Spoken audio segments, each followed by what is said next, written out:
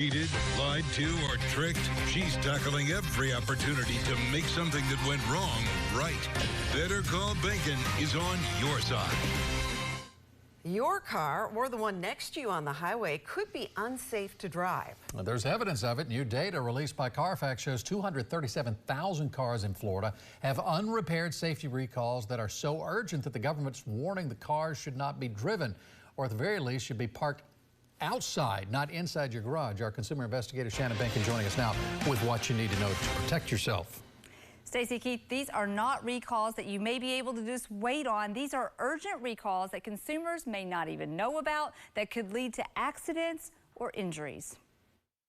2.5 million. That's how many cars have been deemed too dangerous to drive on roads nationwide, according to recently released data from CARFAX. We're talking recalls for things like exploding airbags and engines that could catch on fire in your garage. Florida has the third most of any state, says Patrick Olson of CARFAX. There's about 58,000 of those in the Tampa region. How are these cars still on the road? Well, I think there's a lot of reasons. One, I think that I know that automakers are required to send recall notices through first-class mail, and mail is not the primary means of communication it once was. Secondly, I think a lot of consumers get these notices and think that they are marketing scams or extended warranty scams and tend to ignore them. And finally, I think there's a small but significant group of people for whom their car is their livelihood, and they are either unable or unwilling to take the time off to get these recalls fixed. So how serious is this?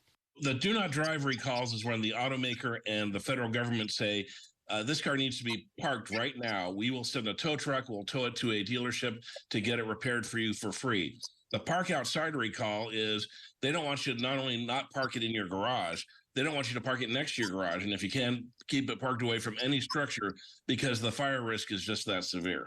One of the most recent do not drive recalls involves 90,000 older model BMWs due to the potential of exploding Takata airbags. Those types of airbags account for a bulk of the do not drive recalls CARFAX is warning about. In those cases, more than 20 people in this country have been killed, more than 400 people injured when the chemicals inside these airbags mix over time with heat and humidity and explode at far greater force than they're expected to.